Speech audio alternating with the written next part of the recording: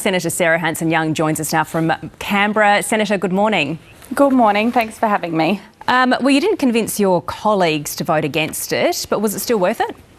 Yes, it absolutely was. And the reason being, of course, that this terrible law that has now passed the Parliament under 48 hours from the moment it was introduced was being done under the cover of the federal budget. The federal government, the Labor Party, didn't want people to know they were doing this. They wanted it rammed through while everybody was distracted on their budget night announcements.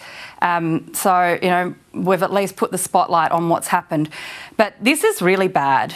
This is a bad law that is now going to mean that, you know, when there are activities underway that are trashing the environment, that are pushing animals to extinction, that the Environment Minister no longer has the power to step in and say, hang on a minute, we've got to have a look at this and we have to make sure we can look after the environment and stop or modify the dangerous and damaging activity. This is a gut to Australia's environment protections. And what it means is that Australia's environment laws are now worse than they were when the Labor Party came to office. And that is absolutely shameful. It's going to be an election issue. The environment is a major concern to Australians, and we're going to take this fight all the way to the ballot box. The government's putting in more money to oxygen in the Macquarie Harbour and also into the Maugean Skate. Is that not enough? Well, isn't that just says everything? And they've got these foreign-owned salmon corporations that don't pay any tax, that are trashing and polluting the waterways, pushing our native species to the brink of extinction, and the taxpayer is funding millions and millions of dollars to put oxygen into the water, to oxygenate the water, to look after the Maugean Skate, because these companies want to keep making rotten, stinking profits off this rotten, stinking salmon industry. But this is a huge industry. Everything. This is a huge industry, particularly to Tasmania. A lot of jobs rely on this. Isn't that worth protecting too? Well, actually, there's not as many jobs as you'd think, to be honest, Emma, and that's one of the crazy things about this, is that the impact on the environment and the clean, green image of Tasmanian food and the environment is all at risk because of this. These companies don't pay any tax. They're trashing our waterways. They're pushing animals to extinction. And what they've got now, because of the Labor Party and the Liberal Party's lack of courage, bowing to the pressures of the corporations, is a law that gives them a carve-out from environmental protection. I mean, who's next? If you can do it for the rotten salmon industry, you know, it'll be the gas industry or the coal industry or the big polluters in the fossil fuel industry next.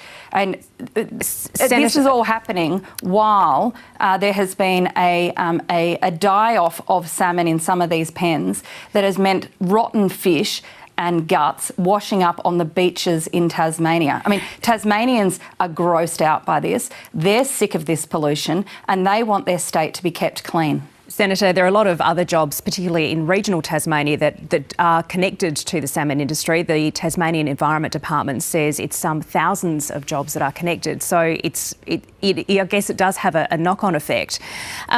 Leonardo DiCaprio, how did he hear about this? Do you know how that happened? Look, I'm not sure, but it's not every day you share a headline with Leo. So this has obviously gone worldwide now. But this is the problem. Australia is now being looked at on the international stage as a nation that is failing, fundamentally failing to protect our environment and to protect our species. Leonardo DiCaprio is just one voice, but he's a powerful one. And I think he's now squarely looking at Australia, our laws, and calling out the Labor government and the Liberal Party, Peter Dutton, for being absolute crooks when it comes to the environmental protection. Senator, the Coalition has announced its plan today to cut the fuel excise to save households, the average household with 2 cars, $28 a week. Do you think this is a good idea? Look, I think this is rank hypocrisy from the coalition. This is a 12-month sugar hit that is not really going to touch the sides of the permanent cost of living relief that Australians really need. Peter Dutton's been out in the last few days, claiming that permanent tax cut that did pass the parliament last night with the support of the Greens, that was a bribe. Well, I tell you what's a bribe: pretending to offer people cheaper petrol, which 12 months later is going to soar again, and failing to invest in allowing households to actually cut their bills permanently. That would mean electrifying their homes, helping them move to electric vehicles. They're cleaner, they're cheaper, they're more affordable.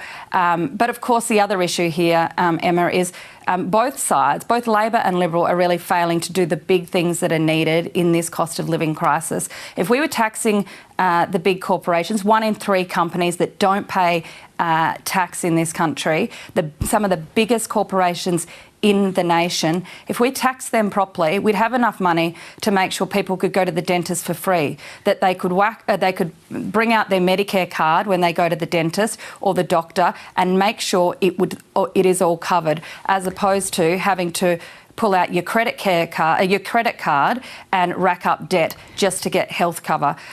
There is a much better way of giving people permanent relief from cost of living pressures. Dental into Medicare is a good idea. I urge both sides to take it. I challenge them to match the Greens. Cutting petrol excise for 12 months might get Peter Dutton a headline, but it sure as hell is not going to get him a budget for the long term that helps people.